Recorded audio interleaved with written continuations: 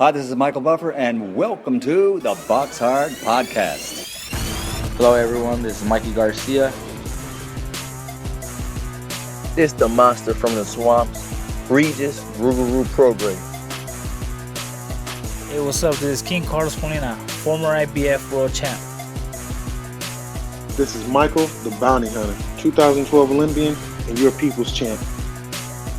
This is Charlie Edwards, flyweight champion of the world. This is Fast Eddie Chambers, and you're listening to the BoxHard Podcast with my main man, Joey Coastman.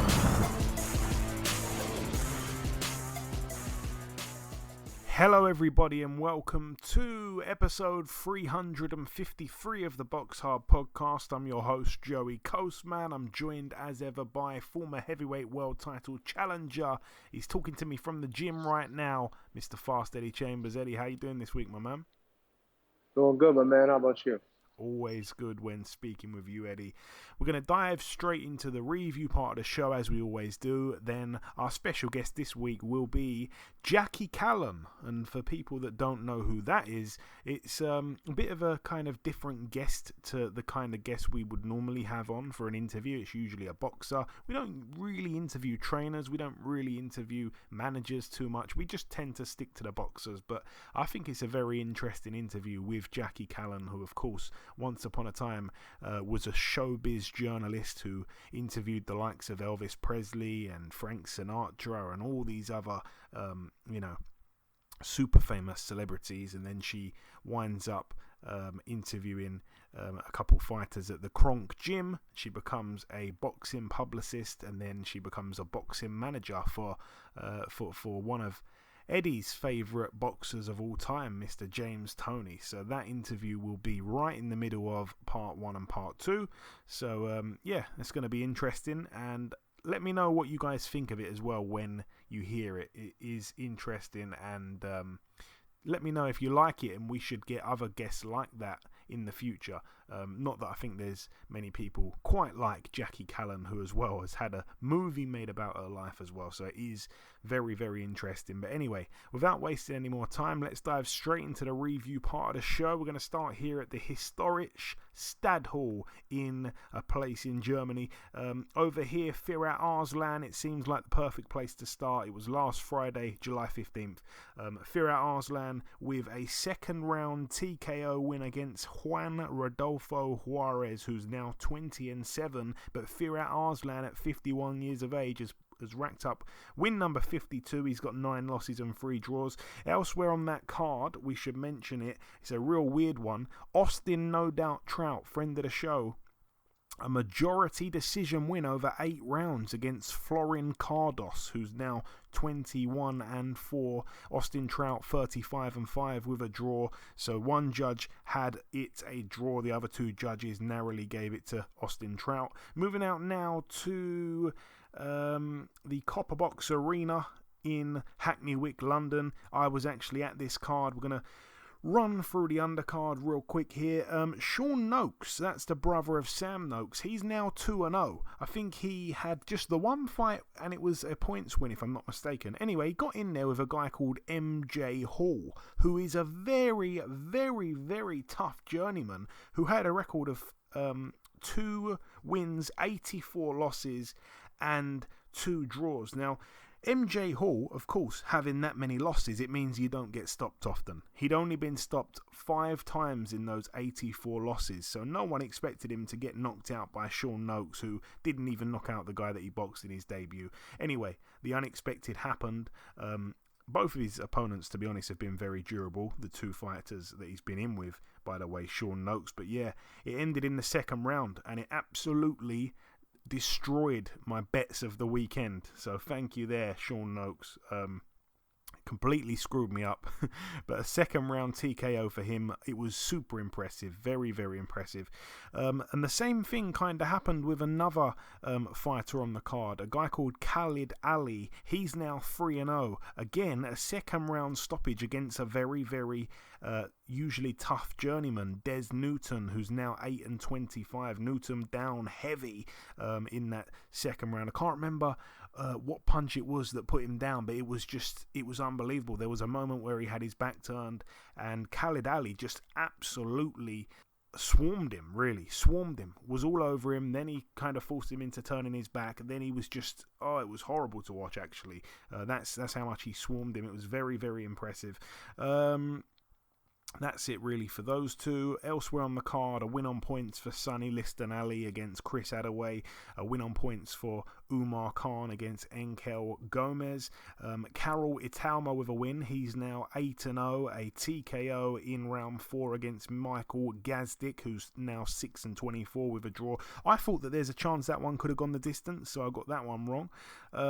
Elsewhere on the card, we had a win for Pierce O'Leary. He's now 10-0, a TKO win against Robin Zamora, who's now 17-15. It was a punch it was a knockout that reminded me a lot of when Terry Harper got knocked out by Alicia Baumgardner, where she kind of got caught with a shot and she was standing up tall, completely dazed, on her feet, didn't know where she was, and that's what happened here to Robin Zamora. He was out on his feet, didn't know where he was, the guard dropped and he froze like a statue, and of course any punch landed after that, didn't matter how heavy it was, the guy was getting put down and it could have been extremely dangerous, but the referee jumped in at the perfect time and didn't let him take another shot, and he did actually fall over as well anyway.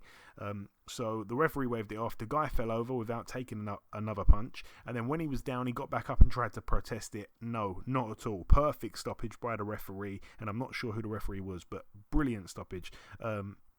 Yeah, great win there for Pierce O'Leary. Highlight reel type of stuff. You don't see it often, actually. We saw it with Baumgardner and Terry Harper. I remember Povetkin doing it to David Price, but Povetkin did land another shot to put him down. Another big, brutal left hook that David Price had no defense ready for. Anyway, moving up the card once again, Ryan Garner now 12-0, a points win against Christian Lopez, who's now 13-19 with 2 draws. It went 8 rounds. Ryan Garner spoke to him super briefly after the fight.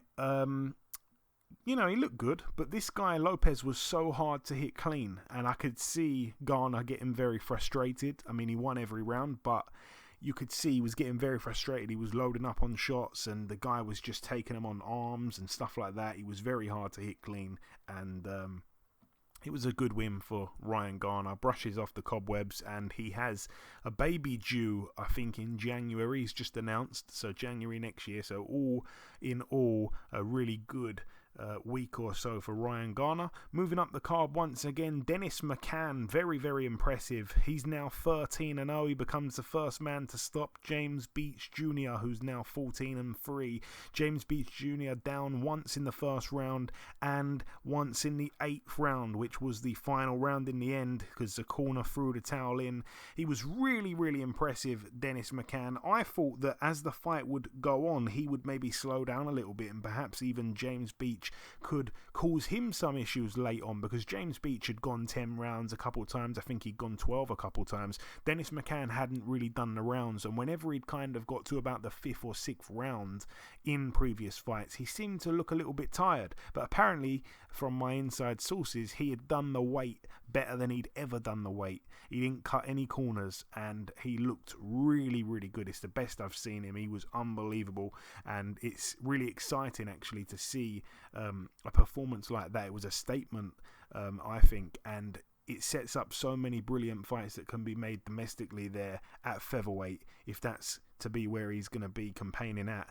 Yeah, it was a bit of a weird one, because I think they did it at a catch weight of 123 or 124 pounds, something like that, just above super bantam. Anyway, whatever. Elsewhere on the card, Nick Ball, brilliant win for him. He's 16-0, a TKO in the 12th and final round against Nathaniel Kakalolo, who's now 14-4 with a draw.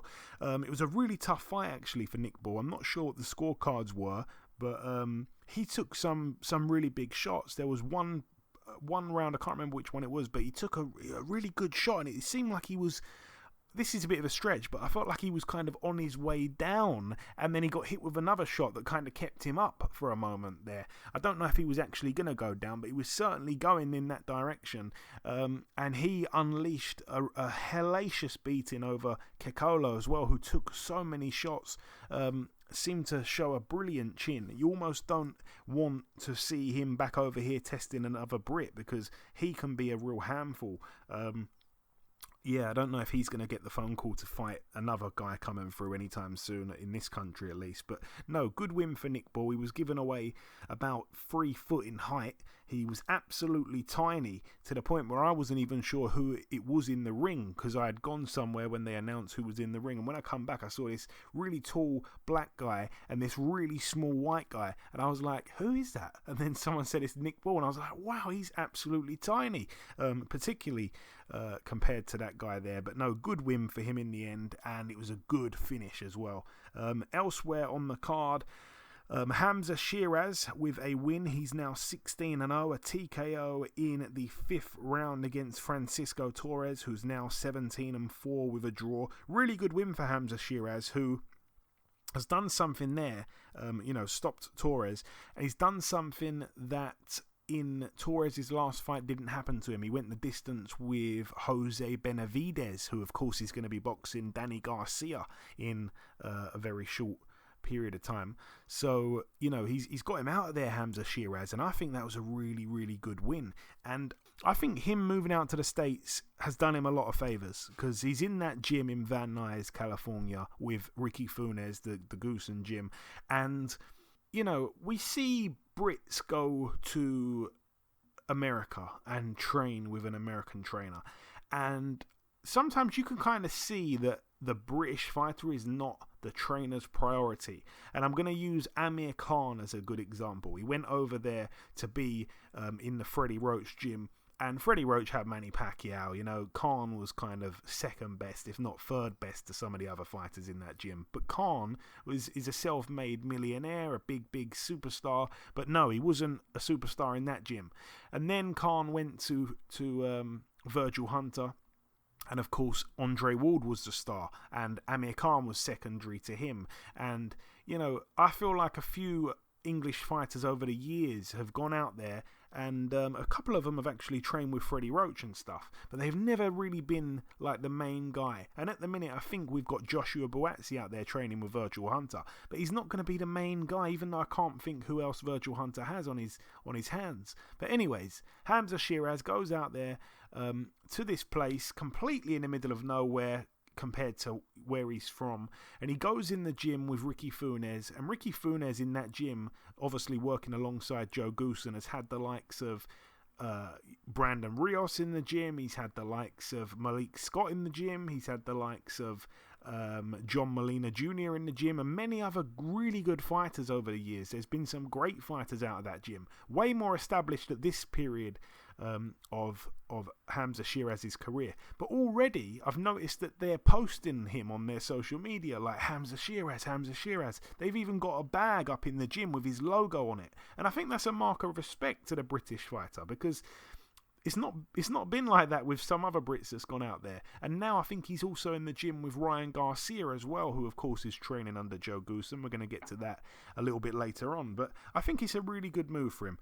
That was quite long-winded, but that's just me giving my opinion. The final fight to mention on that card, Lennox Clark was TKO'd by Mark Heffron, who really boxed the fight of his life, to be honest. It was for the British, the Commonwealth and the IBF Intercontinental Super Middleweight titles.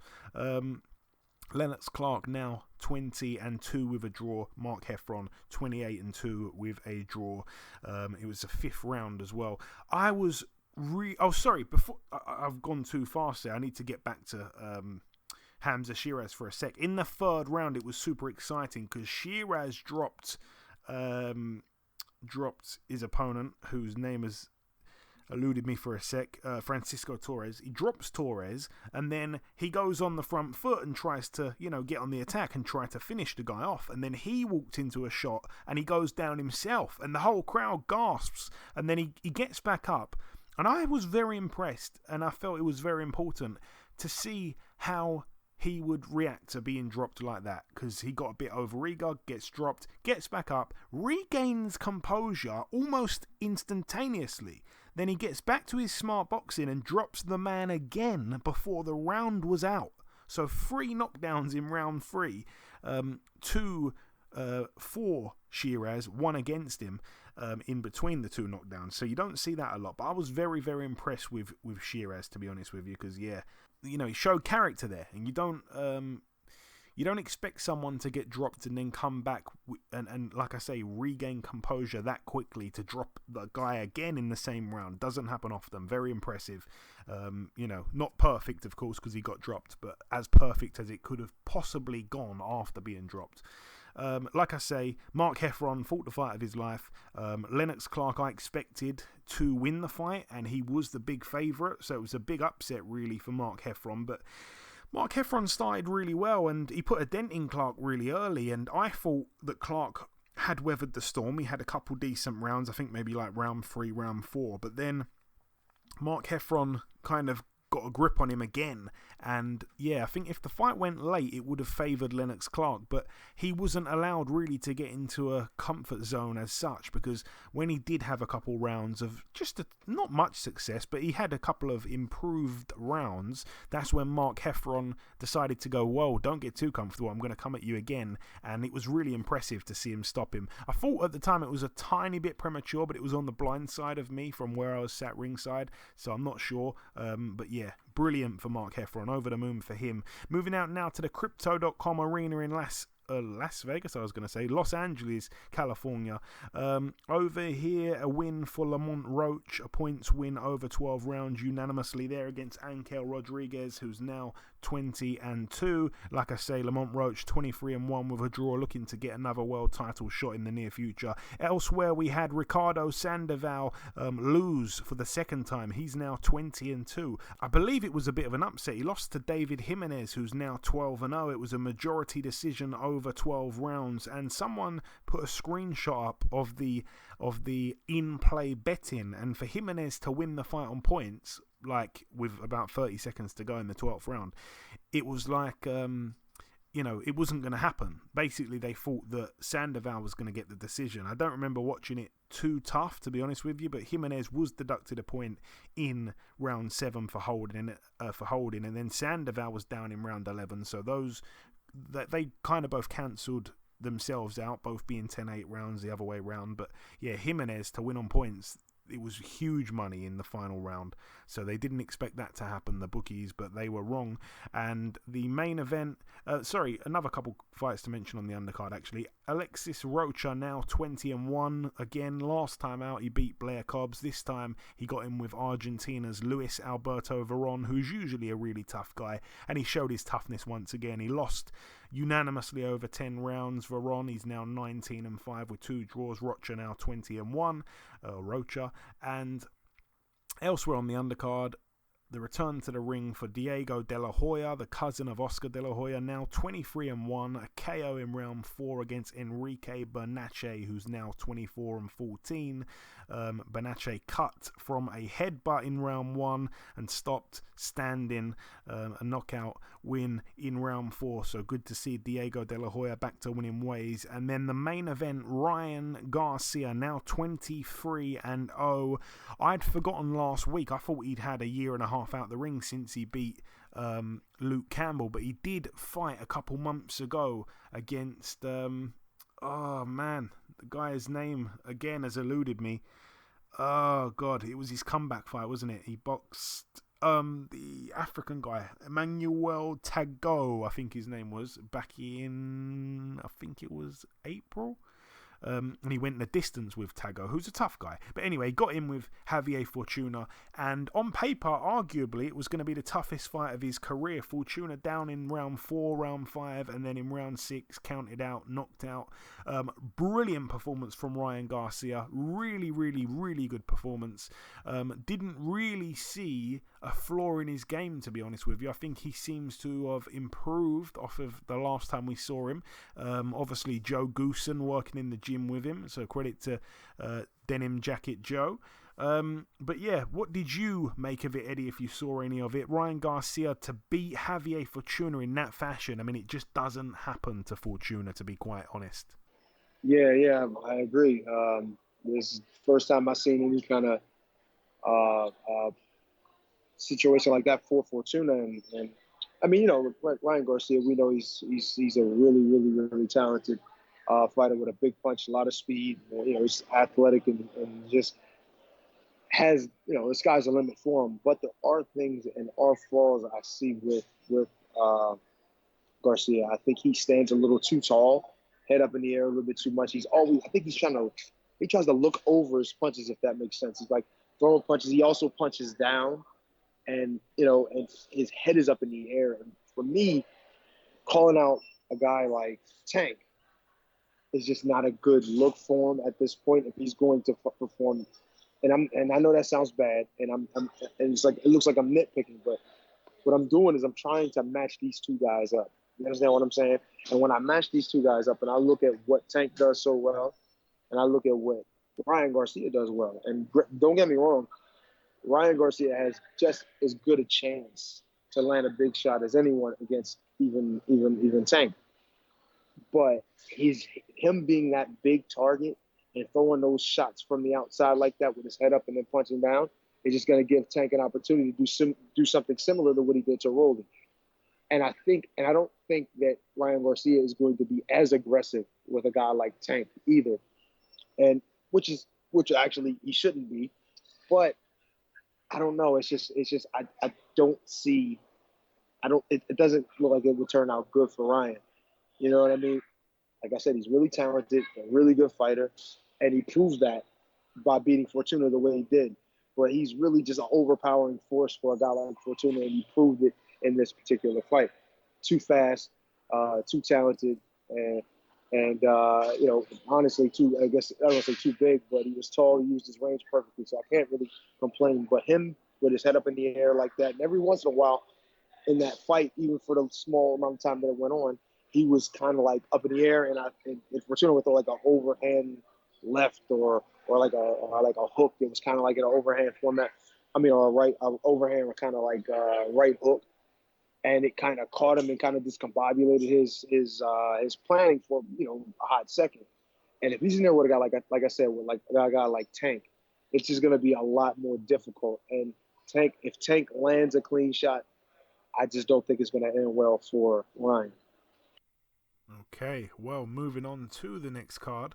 This one took place at the Stadium of Light, Sunderland, Tyneham Ware, United Kingdom. This one over here, Thomas Patrick Ward with a win, now 33-0 with a draw. I believe he has the longest undefeated streak in British boxing out of all the active fighters. However, the competition has been quite awful. He got in with a guy called Ali Morangi, who was a late addition to the card, last minute opponent. He's now 12-3. He was TKO'd in round 3, and it was a body shot. And by the way, Thomas Patrick Ward was cut as well in the second round. It was an accidental head clash. I mean, I hope that the cut heals up quick, but it's all he needs really, a cut just to keep him out of the ring for even longer. I just do not understand this guy's career. So poorly managed. Moving out now to the Chonburi, which this card, by the way, took place yesterday. The Chonburi Provincial Hall in Thailand. Over here we had Famanu Neomtrong defending his WBA Super World Minimum Weight title, 23-0. He got him there with Cheatham Moonsri, the former TBE, who is now unfortunately 55-3, lost unanimously over 12 rounds to the champion. So Neomtrong remains undefeated, now 24-0, still the WBA Super World Minimum Weight champion. But that is it though for the review part of the show. The final thing for me to do is to welcome this week's special guest. Ladies and gentlemen, please welcome the former showbiz journalist turned sports journalist turned boxing publicist turned boxing manager, and I'm sure many other roles. It is, of course, Miss Jackie Kallen. Jackie, welcome to the show. Well, thank you, Joey. It's so great to be here. Say hi to all my UK friends. Absolutely, absolutely. And it's a pleasure to have you on. So, Jackie, first things first, I just named some of those professions there. I'm sure, like I say, I left a few out. But tell me, for those that don't know, how did you ever get into journalism in the very beginning? Let's go there first. Well, journalism has always been my first love. I started as a child. I wasn't very good at sports, and I didn't have a singing voice. I couldn't dance. I wasn't really a talented kid, but I could write. So I started doing creative writing at about 9 or 10 years old, and I got published quite young, actually. And I decided that I wanted to go into journalism, and I wasn't sure if I wanted to be a novelist or an interviewer or a reporter of news, but I knew I wanted to write. I loved to put pen to paper, and I ended up being a journalist because I started interviewing people in high school for my school paper. And oh my gosh, I found out that I was able to get people to open up and talk about almost anything. So that became my calling. I would do interviews with any celebrity that came in town, especially if they were willing to talk to a high school newspaper. You know, a lot of people were too big for that, but the ones that were willing are the ones I talked to. And, you know, Joey, before long, my reputation kind of preceded me. And by the time I was senior in high school, I was interviewing the Rolling Stones on their first American tour, 1964. And we just had such great rapport together, and they had a day off in between shows. So I said to Mick Jagger, how would you like to spend the day with me and my girlfriend? And so the Stones came to my house for dinner. I took them to a party. During the day, we went shopping. I let them drive my mother's car on the other side of the road, which they were dying to see what it felt like to drive a car on the American side.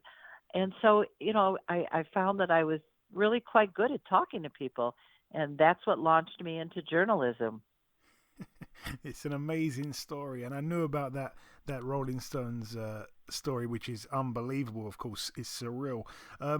Obviously, Jackie, in the 70s, you know, at this point you were interviewing Motown artists. Obviously, most interviews back in those days, of course, were in person. It was a lot more intimate than most interviews these days. And because you have that intimacy in these interviews, were there, like, I guess a top 5 list of maybe artists you got along most with back from that era? Yes, I guess if I were to think about it, Frankie Valli, you know, Frankie Valli and the Four Seasons were a really big group over here. And I got to know Frankie back in the early 70s, and we've stayed friends for over 50 years now. And Paul Anka, another American singer that I've gotten friendly with, Paul Stanley from Kiss, I've stayed friends with him. Andrew Dice Clay, who's a comedian over here. I don't know if you're aware of him over there, but Andrew Dice Clay is quite popular, and he and I have stayed very good friends. And Sylvester Stallone, I've known him since 1980. We did a show together called The Contender in 2005, and we've remained good friends. And, you know, I've met such iconic people like Michael Jackson and Frank Sinatra, Elvis Presley, and so many athletes and so many movie stars, not to mention TV stars and recording artists, that the list is really quite long. But those are the ones that stand out to me as being the most memorable. Quite a few others, you know, actors like Jack Nicholson or Warren Beatty or, you know, some of the Michael Caine and, you know, some of the amazing people that I've met along the way stand out not only for their talent, but for their accessibility. They were humble and they were easy to talk to. And, you know, I think I've been blessed. If you have the gift of gab and you can talk to people as if you knew them already, and there's no groupie attitude, no awe, just, hey, how's it going? And you sit down and you get into a conversation, they forget you're a reporter, and you basically forget that they're a celebrity. And it just becomes like a little get together. You know, sometimes they're in restaurants, sometimes they're in dressing rooms, sometimes they're on the road, but no one ever heard of Zoom back in the day. So every interview was one-on-one and in person. And I mean, if you name a celeb that I've interviewed, I could probably give you some insight, but there's been hundreds of them. I'm kind of in the middle of doing 2 books now. One of them is a coffee table book with photos of me and all the different people that I've met over the years. And it's amazing to me how many in the last 50, 60 years I've actually met. Yeah, that's incredible. That is incredible. I'm sure you've got some amazing photos. You touched on, obviously, a number of celebs there, and in particular, I must ask, obviously, Frank Sinatra, huge, Elvis Presley, mega, and I feel so unprofessional saying this, but please tell me as much as you can about what it was like to be around Elvis. The question is almost exclusively for my sister, who was almost having a panic attack when I said I'd be interviewing someone that's met Elvis, so I have to absolutely ask this question. Well, you have to show her the photo of Elvis and I, because it's one of my favorites in my collection, because it was near the end of his life. I interviewed him and met him in 1975, New Year's Eve, and he died in 1977, August. So it was a year and a half before he passed. And he was very drugged up when I met him. You could tell that he was kind of out of it. His eyes were kind of half closed and a little glazed. And I just said to him, he was before his big concert he was doing at a stadium here. And I said, wouldn't you just love to just get out of here right now and go out to dinner and just hang out and not do the show tonight? And he said, oh, baby, you have no idea. He said, in that little drawl of his, he said, I would love nothing better. He said, but that ain't going to happen. And, of course, it didn't. And he went on and did the show. And it was almost like he phoned in the performance. It was very typical of an Elvis performance, but very mechanical. He forgot the words to a couple songs. And it was kind of sad in a way, because if you'd known the Elvis of the 50s and 60s, and here we were, in the mid-70s, he was basically just like a shadow of his old self. He was not the Elvis that we saw in Viva Las Vegas, and he wasn't that dynamic performer that we saw. But he was still so iconic that, honestly, when you walked in the room, the air felt different when he was there, because he was bigger than life. He really was one of those people, like Sinatra and like Michael Jackson and like Muhammad Ali.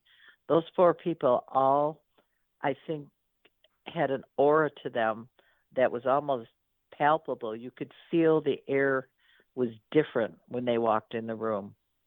Yeah, no, it's unbelievable, and I love hearing about these iconic figures because, of course, I agree. I can imagine what it must have been like being around them in person. In the late 70s was when you were sent to that legendary Cronk Gym in your hometown of Detroit. This was, I guess, your first kind of step into sports journalism. What do you remember about your first trip to the Kronk, and what happened for you to become attracted to the sport of boxing, which would, of course, follow this? Well, I started covering sports in 76 when they sent me to interview some of the baseball players in town and the football players, hockey players, basketball players, some of the American athletes from Detroit, and there was, quite a few. And I really enjoyed it because I came from a family of only having one brother, no sisters. My dad was one of 3 brothers. My husband at the time was one of 4 brothers. So I was around sports and guys and cars and gambling and all that for my whole life. So I was quite comfortable going in locker rooms and being around men. That didn't daunt me. But when I went to the Kronk boxing gym, the first thing that assaulted me was the heat. They kept it 100 degrees in there so the guys could make weight easily. So it was really, really hot. And it was loud, the speed bag, the heavy bag, the yelling, the rap music, just the whole atmosphere there was just really loud. And, of course, you could smell all the different, smells in the gym, the Vaseline and all the different, the gloves that were old and had that kind of musty smell. And, it has a certain odor, sound, and feel to a boxing gym, the really good, authentic ones. And I felt really comfortable right away, though. I think most women would have been put off by it, but I loved it. I loved the excitement. I loved watching the guys train.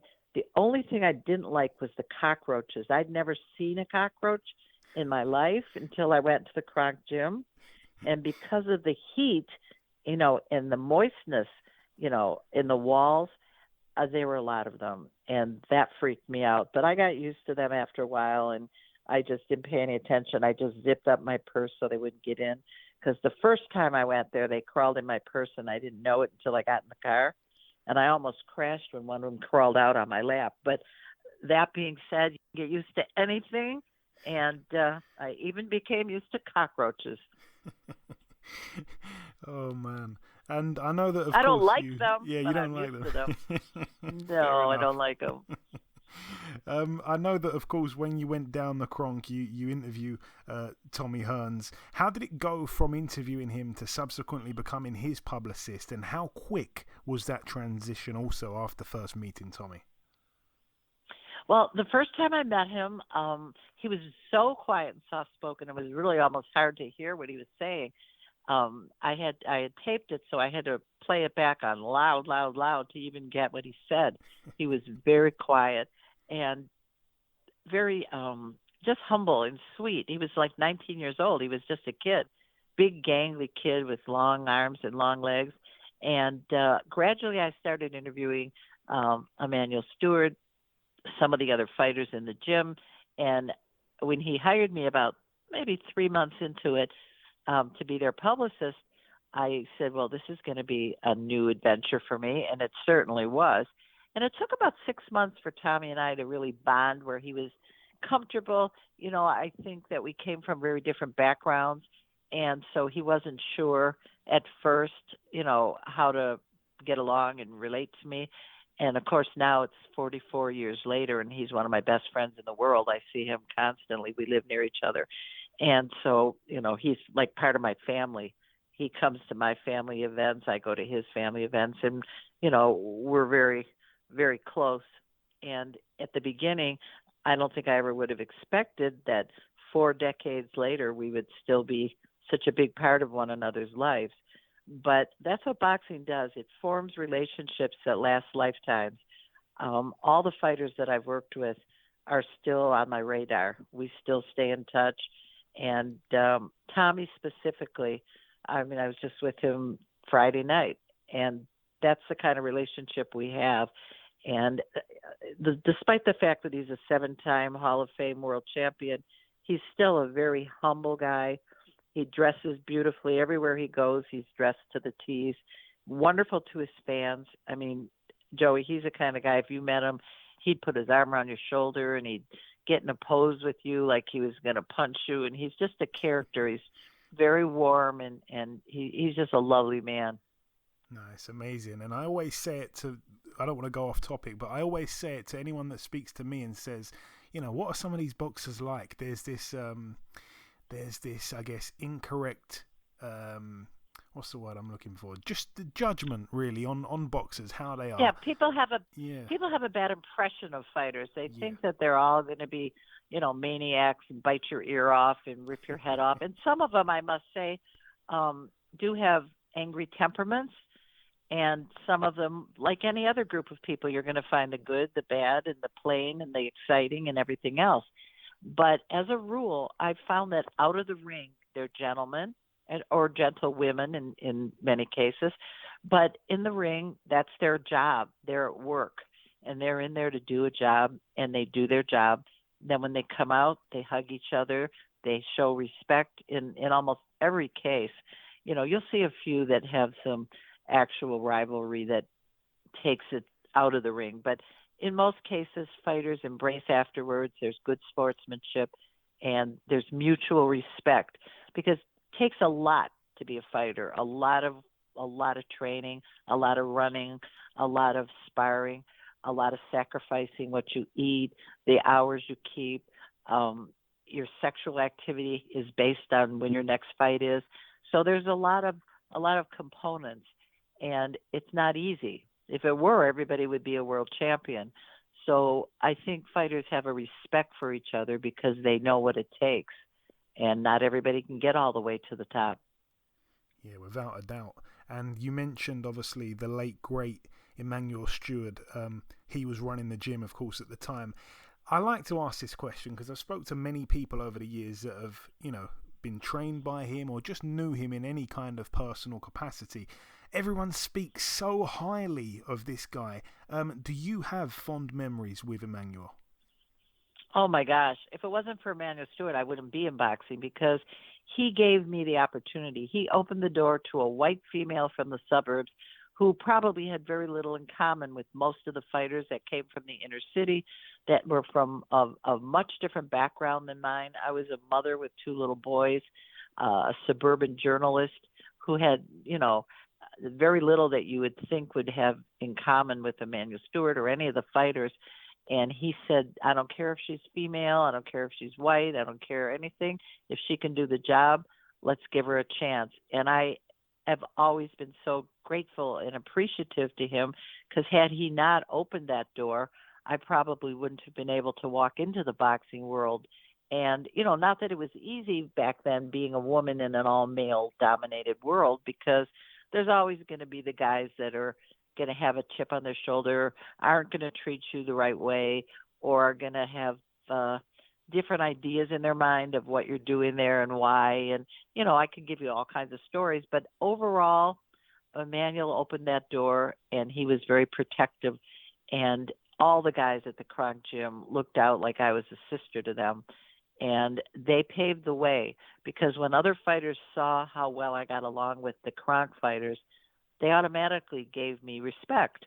And that respect opened the door for me when I was ready to start managing, which was 10 years later in '88.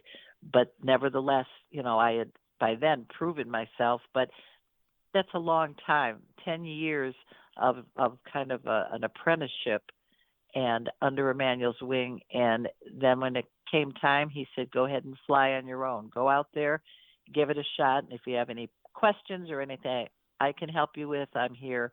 And he was just the most amazing mentor to me. Never refused a phone call or request if I had one about how do I handle this? What should I do in this situation? He was always there, and he was wise. He was a wise man, and his advice was always right on. So I was blessed. I was blessed to have someone like that to welcome me to the sport. He taught me how to wrap hands, how to stop cuts, how to pick sparring partners based on the fighter that your fighter was going to be facing. He just taught me so much about contracts and every aspect of the sport. So I feel like I had my college education at the Emmanuel Steward Academy. No, I love hearing stories about Emmanuel, because he does sound like such an amazing human being and so selfless as well. Everyone speaks of how, how generous he was with everything. Obviously, as well, you touched on there, Jackie, that you'd later go on to take the transition from publicist to boxing manager. So you stepped foot into boxing management. Your first fighter was Bobby Hitz. Am I right in saying you signed him right after, which is a strange time, I guess, to sign a fighter, right after they get stopped in one round? That's correct. I did. And I just thought he was very charming. He had a lot of personality. He was like a real Italian stallion kind of kid, kind of reminded me of the Rocky Balboa character. And I thought, you know what, maybe with the right training, he could come back and do something with his career. And I thought, I'm going to give him a shot. He gave me a shot. And together we formed a friendship that is still thriving today. He's a big promoter in Chicago and here in the States. And we talk almost, every week. And he and I, like with Tommy and I, have just a beautiful friendship. And through him, that's how I got to James Toney, because James saw us in the gym together, and he saw how well we got along and how nicely dressed Bobby was. I got him the nicest little warm-up outfits, and I would be there when he trained and was really concerned. And I think that other fighters saw that a woman manager can be more compassionate maybe and more hands-on than a male manager who's maybe just a businessman who's doing it for the money but not really that involved with the fighters on a day-to-day basis. And so that attracted a lot of fighters to me because I was kind of a mother figure. I was there to nurture and, oh, come here, let me wipe that off you, or let me get you some new shoes. Those are not good anymore. Or you need new sparring gloves. Those are getting kind of worn out. So I kind of had more of a hands-on approach. And I think a lot of fighters were happy to have someone manage them who also cared about them as a person. So Bobby opened that door for me, and a lot of fighters walked in after him. And as you said, James Toney, obviously James was such an excellent fighter, unique as well in his ways. What was it like to be his manager? I know that you've said before in other interviews, I think your kids are the same age as him. You said you were this mother figure. But I'd imagine that James, just from the outside looking in, would be a little bit of a handful at times. Oh yeah, he was, and that was part of the learning curve for me, because I learned tolerance, I learned patience, I learned the mood swings that these athletes go through, and it's not just fighters; it could be football players, it could be rugby, any kind of sport where you're really under a lot of pressure to exceed and to be great. That's a lot on your shoulders, and they do get moody. And I learned how to deal with the different moods that fighters go through, and they're specifically more touchy near the closer to the fight. The last few days, especially when they have to make weight, and it's right before the weigh-in, and they haven't eaten all week, and they're really getting, they're hungry, they're angry, their mood swings are extreme. And I learned through James that that's part of the business. So now, no matter what fighter I've worked with since him, it's easy because I've already navigated those waters, and I know what it takes to deal with that kind of a psyche. And when somebody's getting ready for a fight, they're going to be very moody. And so now it doesn't bother me a bit. I know how to gauge it, and I know how to handle it. And James, like Emmanuel, taught me a whole lot in other ways, in the day-to-day activities of a fighter, and how to deal with those mood swings. And James and I are good friends now. I had lunch with him a couple months ago when I was out in LA, and I feel very close to all the guys that I've worked with and the women that I've worked with, because there's a certain bond that you form when you're in that kind of a managerial position, and you're working with them in the capacity where you can affect their career negatively or positively based on decisions that you make. So I've always tried to make the right decisions so that the next day we can smile at each other and not burn any bridges. And I'm proud to say that, I'm still in touch with all the fighters that I've worked with. And Jackie, you know James Toney obviously better than most, and unfortunately James is on that long list of fantastic fighters that just fought for too long in the end, much like Roy Jones Jr. But with James, it's clear to see nowadays that obviously his speech has deteriorated quite badly. Does it upset you that he fought for so long, or because you know him, do you have maybe a slightly different perspective to others? I feel bad for any fighter that fights a little past their prime, because it does tend to affect them afterwards, whether it's their speech, their short-term memory, their sense of direction. Sometimes they get a little confused. And that bothers me because it could have been avoided maybe if they had stopped a little sooner. But you can't tell a person when it's time to hang them up, because that's such a personal decision that someone makes with their own life. You can advise somebody, but you can't tell them what to do. And, I respect everybody's right to do what they choose and what they feel is the correct move for them. But certainly when you look back and you see the damage that boxing has done to certain fighters, you wish that they would have stopped a little sooner, or you wish you could have influenced them. But at the end of the day, they're grown men, and they're going to make their own choices. I wish Tommy had stopped a little sooner. I wish all the guys that have any kind of pugilistic dementia, slowed speech, short-term memory loss, I wish all of them had stopped before it got to that point. But the problem is you don't know when that last fight is that's going to cause the damage, because it's cumulative. It isn't any one particular moment. It's all the hours of sparring. It's all the hours that you spend in the ring. And at some point, it does have an effect, but you just don't know when that one moment is. If you could foresee it, you could stop it. But unfortunately, there's no way to predict that. Yeah, no, for sure. And another world champion that you managed, of course, in the past is a guy that I had on this podcast about a year ago, Bronco McCart. I've thoroughly enjoyed speaking with him about his career. What an absolute gentleman he is. What was it like to represent Bronco? Bronco McCart is one of the finest people that I just saw him the other day as well.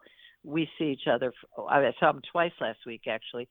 These are guys that are such a big part of my life. Bronco, I turned him pro in '92. He was coming out of the Nationals. He'd lost the National Golden Gloves. He didn't think anyone would want him after that. And I said, I'll take you because I believe that that's the amateurs. The pros are another animal. And if we match you right, you're going to be a world champion. And he lost his 7th fight to Clayton Williams, this guy, on the undercard when James fought Iran Barkley in Vegas. And I remember he was so discouraged, and I sent George Foreman in to see him, and I said, maybe you can just let him know that every fighter loses at one point or another, unless you're Floyd Mayweather or unless you're Rocky Marciano. We're one of the very, very few that retire undefeated, but almost everybody suffers a loss somewhere along the line. And Bronco just sucked it up, came back, and went on to become world champion. I'm so proud of him for the person he is. He's a big real estate tycoon here now, and he does, really well. He has 3 wonderful kids. He's a grandfather now. Tommy's a grandfather now. James is a grandfather now. So I've been around these guys since they were teenagers, and now they're grandparents. So it's just such a wonderful evolution to be able to still be here to see their growth personally out of the ring, how they've managed to achieve so much with their lives.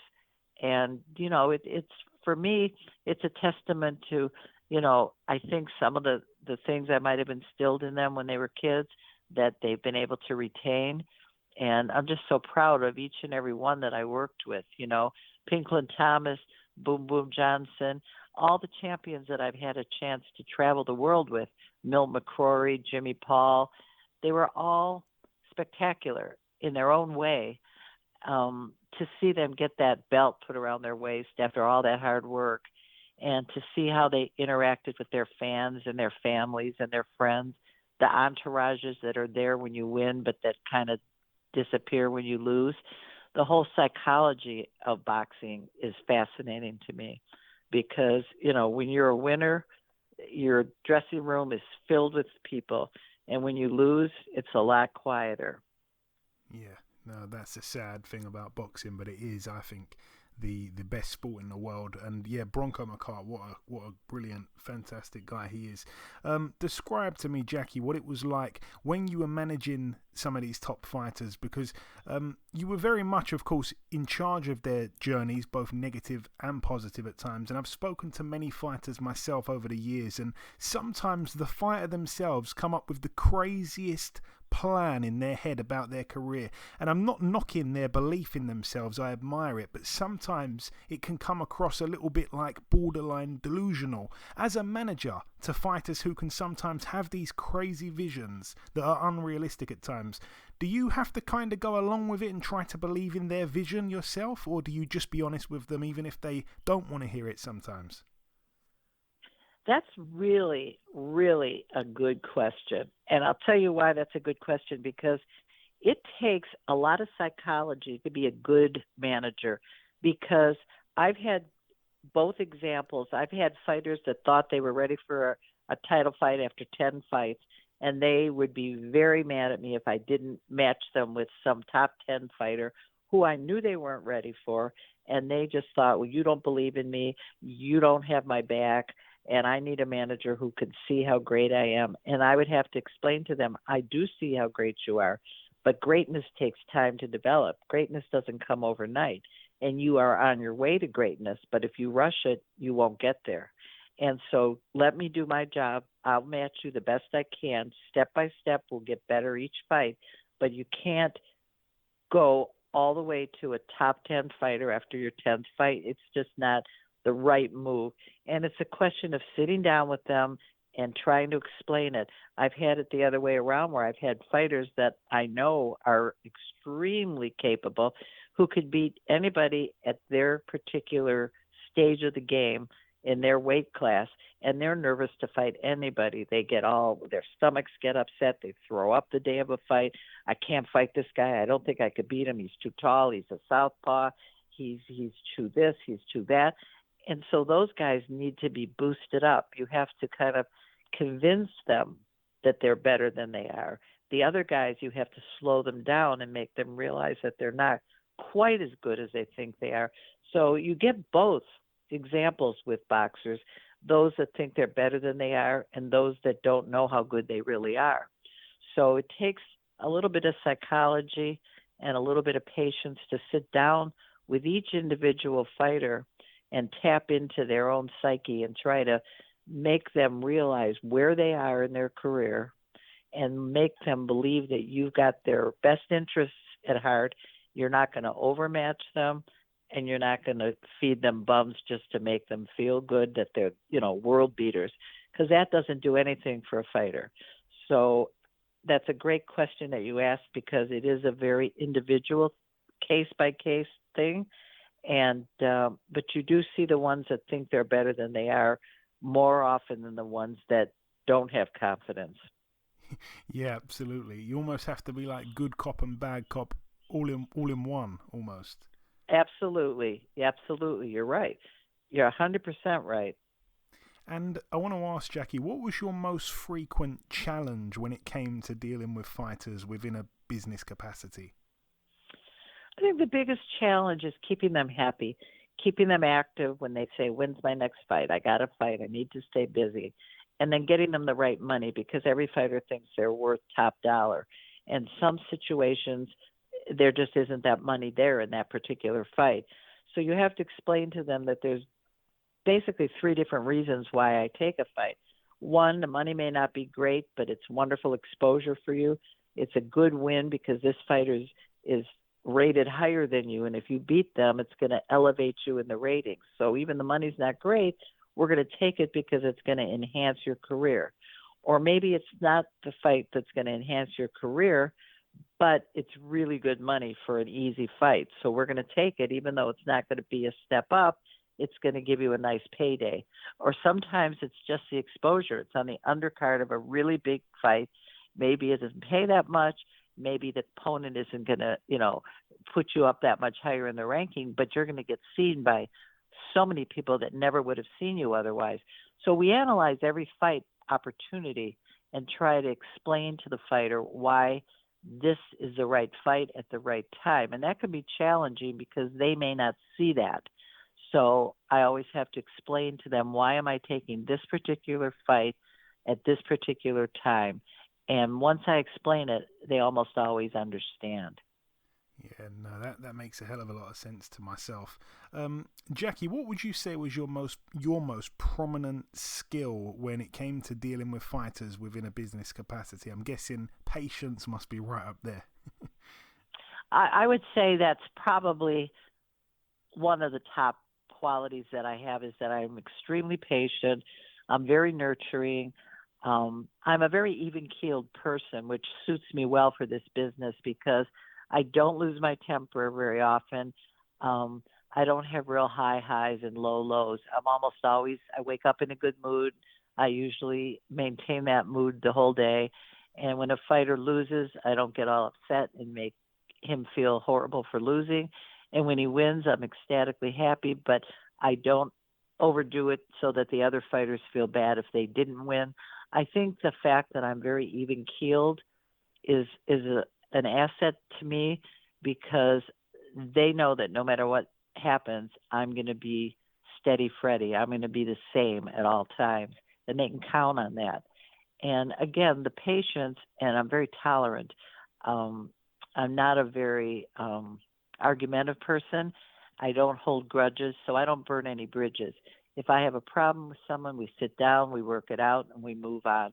I don't stay angry.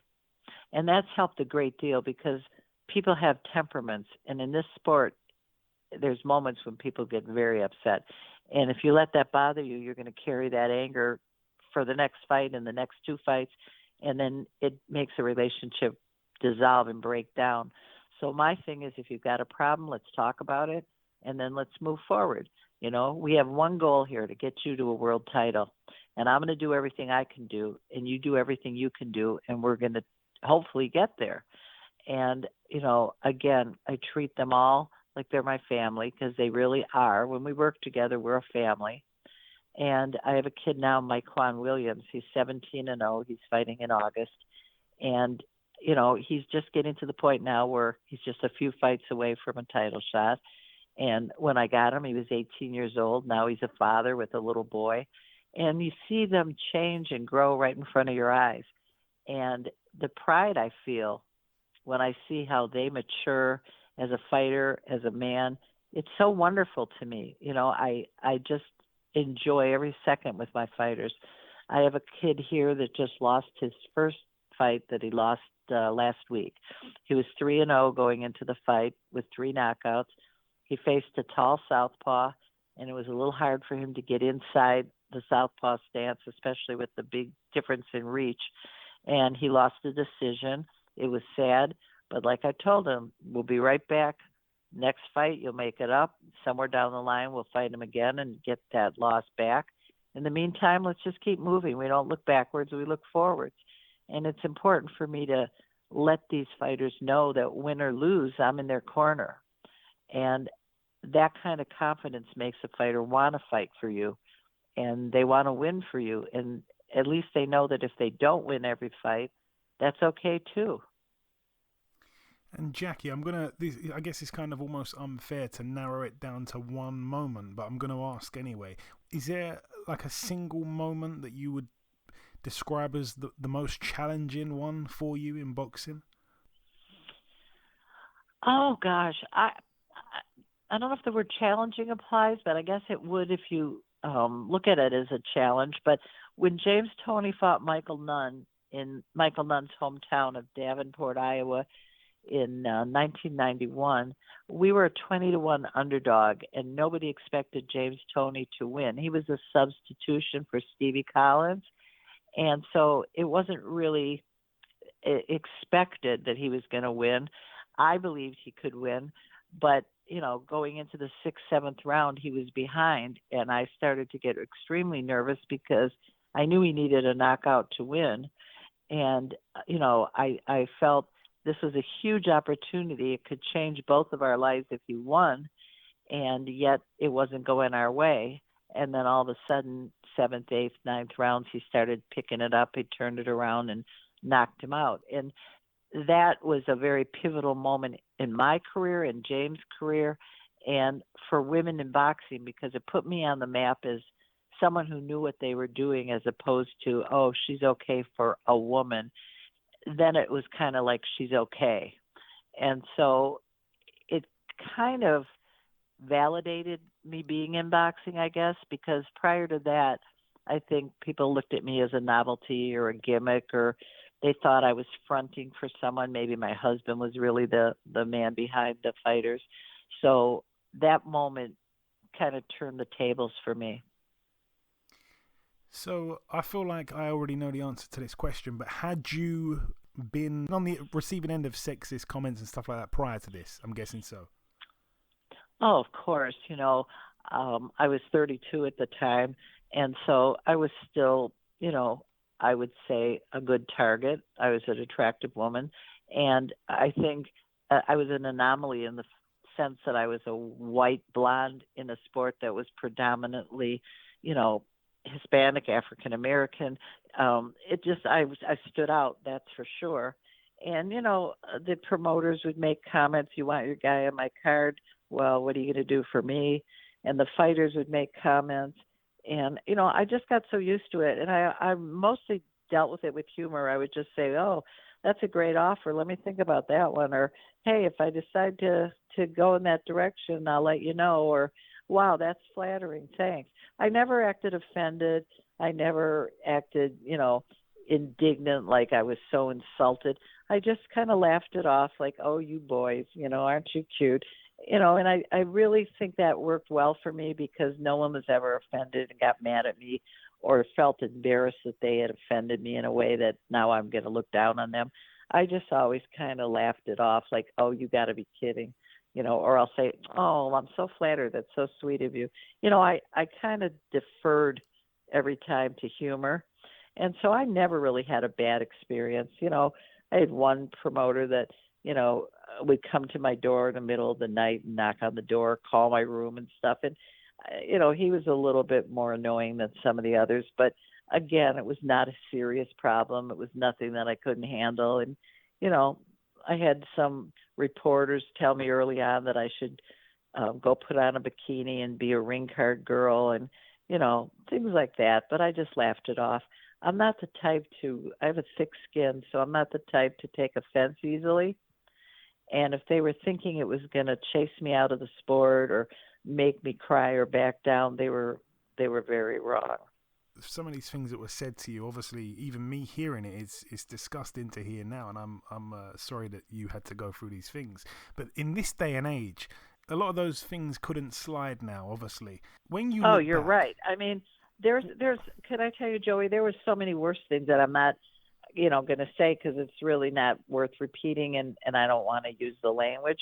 But there were so many inferences that I was doing this with this guy, and I was doing that with that guy, and things like I was called an N lover, if you can fill in the blanks, and just racial comments, sexual comments, just stupid, ridiculous things. And I would just look at these people like, are you serious? What century are you coming from? I would try to make them feel stupid without, really getting down and dirty to get to their level. I would never do that. But I would sometimes just roll my eyes like, you've got to be kidding, how stupid. But a lot of the comments were just so raw. And nowadays, I think women with the Me Too movement would probably have reported some of this stuff. But to me, I thought, what good is it going to do? So they're going to get in trouble. They're going to be mad at me. I just kind of laughed it off, and it worked well. But that was 40 years ago, 30 years ago. I don't know how a young girl would handle it today, to be honest with you. But it never became an issue for me because I never allowed it to become an issue.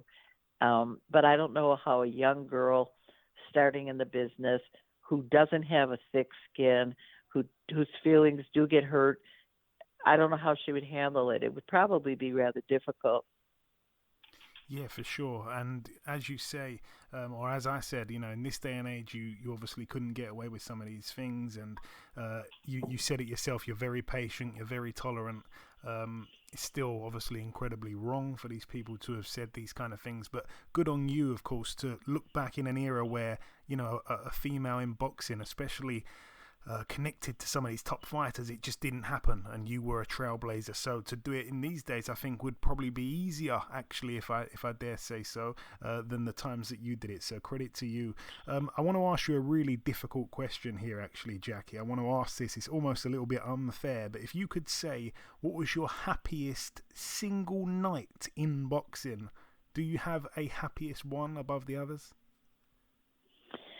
Well, again, I would say that James Toney winning the title in Davenport was probably the best night. The Barkley win was great. A lot of the wins are great. Every win is a great win. But that one really made the difference in my career.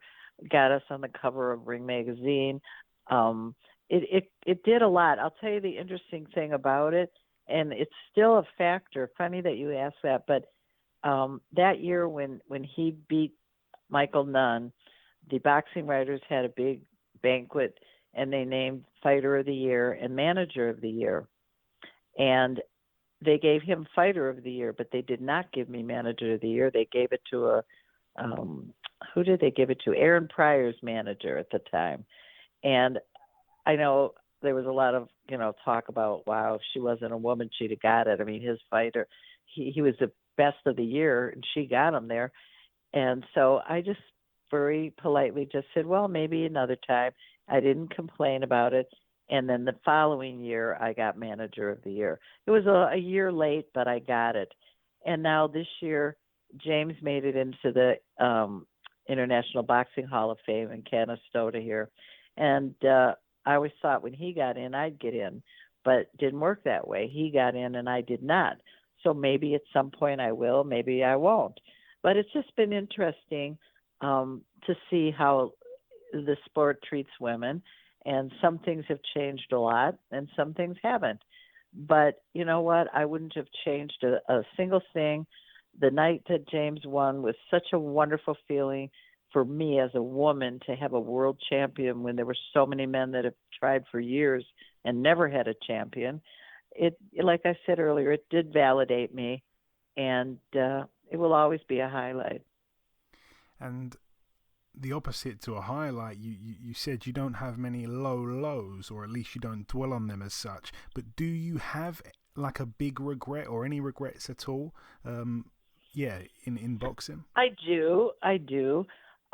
When my second 3-year contract with James ran out after 6 years together, he was offered money and whatever else to go to another manager. And, boxers get poached by other managers all the time. And at that time, he maybe felt he needed a change, wanted the money. I don't really know. But he did go and sign with someone else. And that was really a disappointment and very hurtful.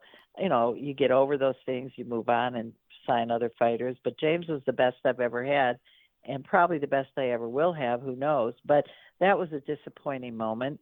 And I guess when Tommy lost the first fight to Ray Leonard, that was, a very sad night for me in 81.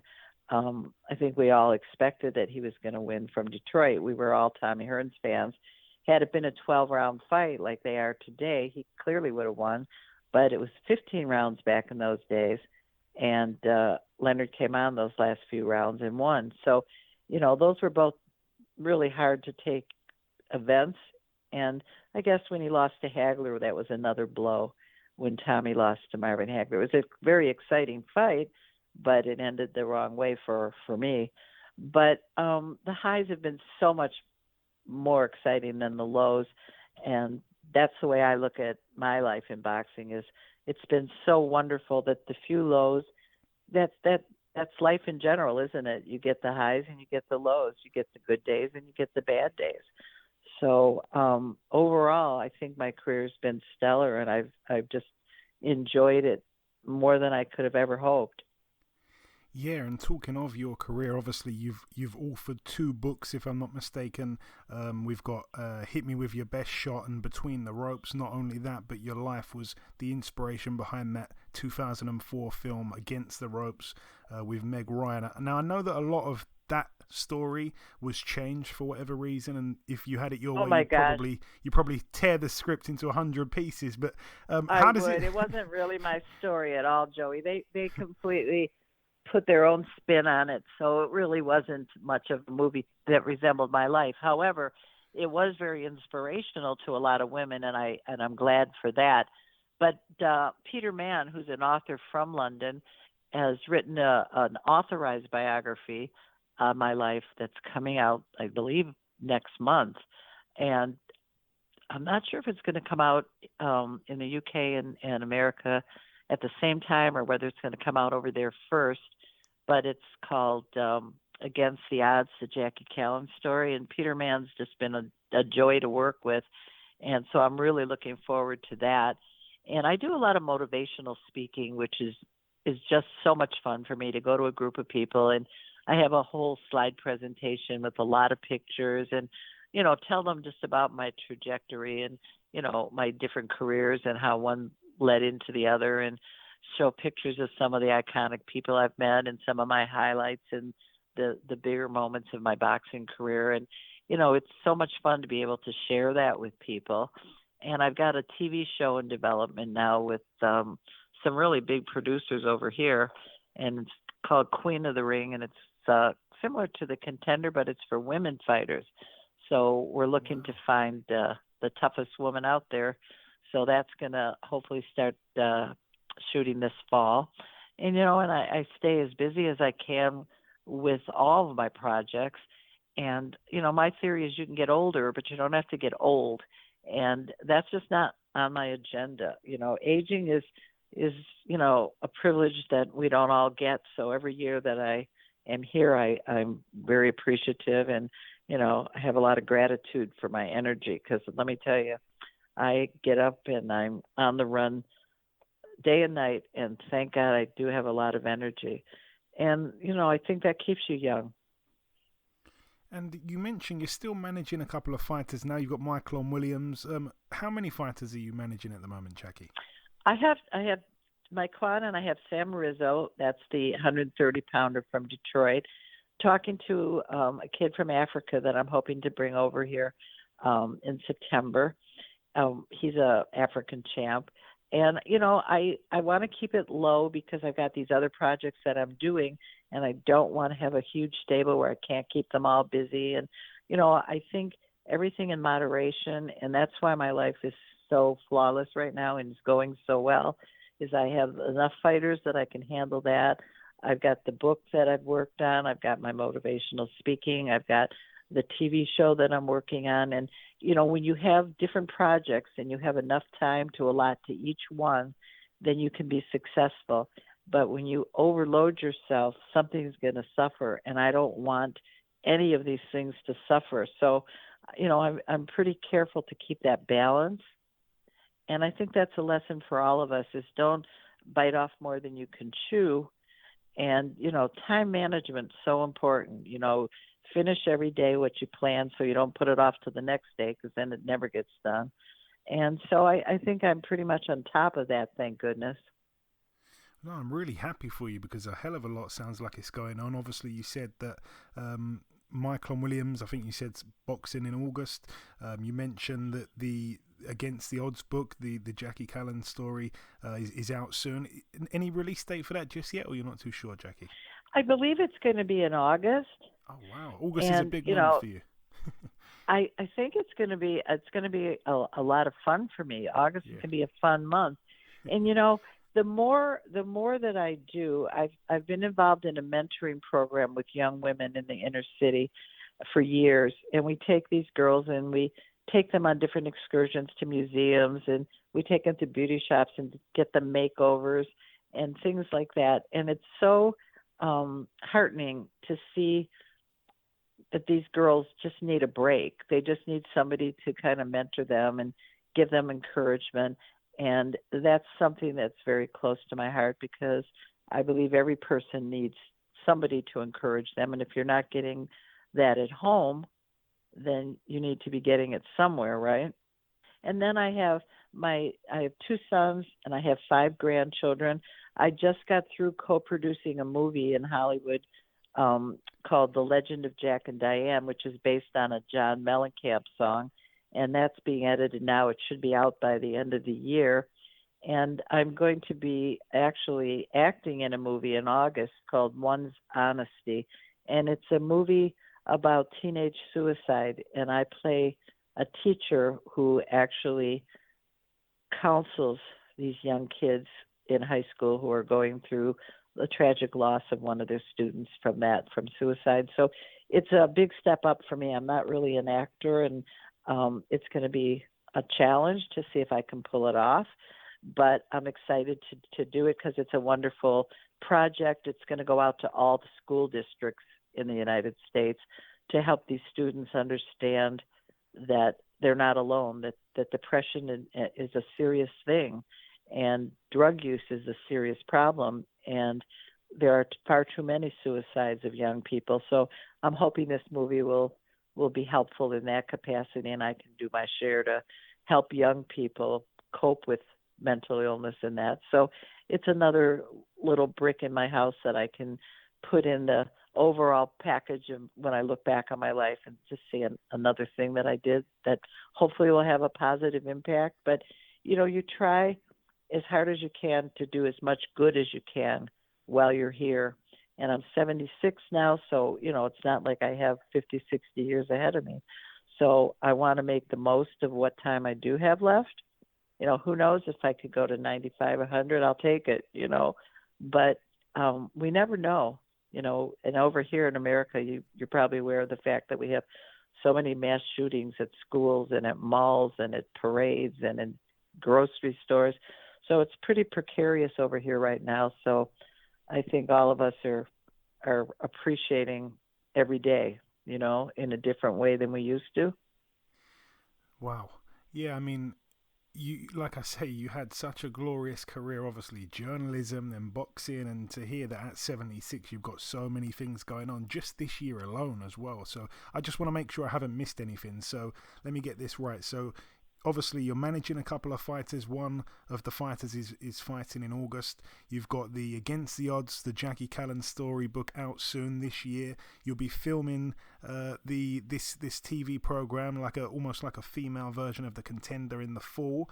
You're doing speaking, you're mentoring young females. You're co-producing a movie coming out later this year, and also acting in a movie in August. Have I got everything right there? Yes, you're right. And the screenwriter and director of The Legend of Jack and Diane is doing another movie later this year, and I'm hoping to co-produce that one with him as well. I'm just going to try to figure out how and why I can put that into my schedule, because I enjoyed working with him so much. His name is Bruce Balachi, and he was a former fighter, and I met him through boxing years ago, and then he got into MMA, and we actually promoted some MMA shows, cage fighting together. And then when he got into screenwriting and wrote this movie, he got a hold of me to work on it with him. So he's just a very talented guy, and I want to continue working with him. So I try to handpick the projects that mean the most to me, that I enjoy the most. And like I said, it's time management. It's making sure that you make the time for all the things that you enjoy. And, as long as I have the energy and the good health to do so, and I've been blessed because, Joey, I've had my share of challenges. I have 4 heart stents. I've had 95% blockage 4 times and been really fortunate enough to catch it in time and have a stent put in, which, solved the problem. And I have glaucoma, which is an eye disease, which I'm legally blind in my right eye, but it doesn't stop me because my left eye is great. And so I'm perfectly capable of doing anything that I did before. And I have sleep apnea, which I just found out recently that I have. So I sleep with one of those CPAPs, those machines. Yeah, but my dad it has doesn't sleep bother. apnea. Yeah, it's just one of those things you deal with. You don't want to die in your sleep, and I do stop breathing, I guess, 30 times an hour, they said. So I have that now. And everything that I have is manageable.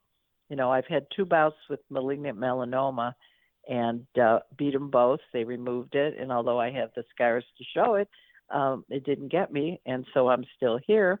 And so I feel that we all have challenges on our plate, and I just gobble up the challenges and swallow them and keep going. And I think attitude is such a big part of our success in life.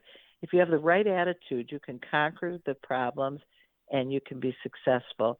If you don't have the right attitude, you can get pulled down by even the smallest setback. And to me, it could be the biggest setback, and I'm going to figure a way to deal with it because my zest for life and for succeeding is so strong that it kind of overpowers any of these little problems. So I guess the best I could tell people to do is just have a really winning attitude, look at everything positively, see the glass half full, and enjoy the world because you only get one trip around and you want it to be a good one. So that's what I try to tell people is just get up every day and make the best of that day. You have 24 hours, do as much as you can within those 24 hours to make the world a better place, make your world a better place, and just get the most enjoyment as you can. Oh, that is absolutely excellently put, Jackie. And yeah, it's almost as if you've lived 100 different lives in this one life. I mean, at 76 years of age as well, doing so much more than probably 99.9% of people. It's unbelievable. We just need to get you in that boxing Hall of Fame. I'm not sure what's going on down there. There's a few people that should be in.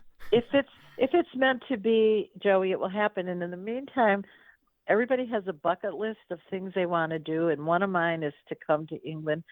My grandparents are from England, and it's something I've always wanted. So I'm hoping that when the book comes out, maybe I'll get to come over there for a book tour because that is one thing that I definitely want to do, and that is to go over there and to actually see where my grandparents were born.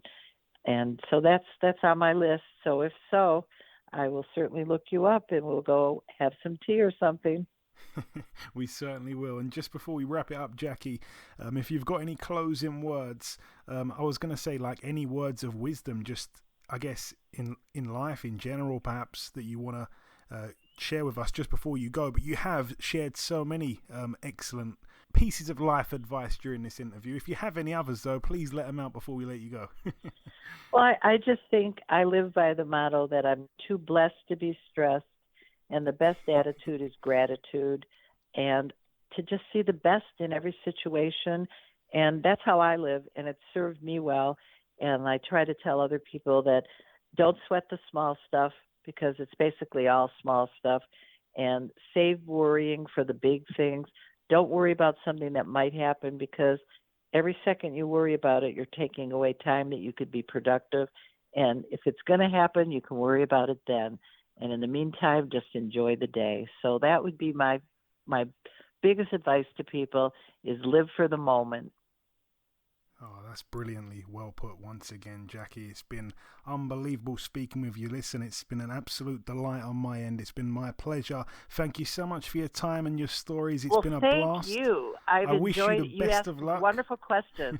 Thank you so much, Joey. I appreciated talking to you. Honestly, I wish you the best of luck with everything. I wish you good health, and I hope that we can speak again someday soon. Anytime, just let me know. Thank you so much. Okay, now it's time for part 2 on this week's show. This part, of course, the news part of the show. One fight that's been announced here for August 27th. It's a top-ranked show. We're going to see Jose Pedraza getting in there with Richard Comey. I think that's an excellent fight there between two former world champions. And also on the card, we get to see heavyweight Jared Anderson, the real big baby, getting in with Miljan Rovkanin. That one, again, is going to be August 27th at the Hard Rock Hotel and Casino in Tulsa. I really like both fights there, to be honest with you. Particularly the Pedraza and Comey fight. Obviously, Comey, friend of the show. Best of luck to him. Tickets start at $49 as well. Anyway, that is it for that one. The other piece of news, it's the final piece of news that I have, it's that Diego Pacheco has extended his promotional deal with Matchroom Boxing, and he'll be fighting for a title on the Canelo Triple G 3 undercard. I'm not sure what title it is. Oh yeah, it's the WBC USNBC Silver Super Middleweight title, whatever that is. All the best to young Diego Pacheco.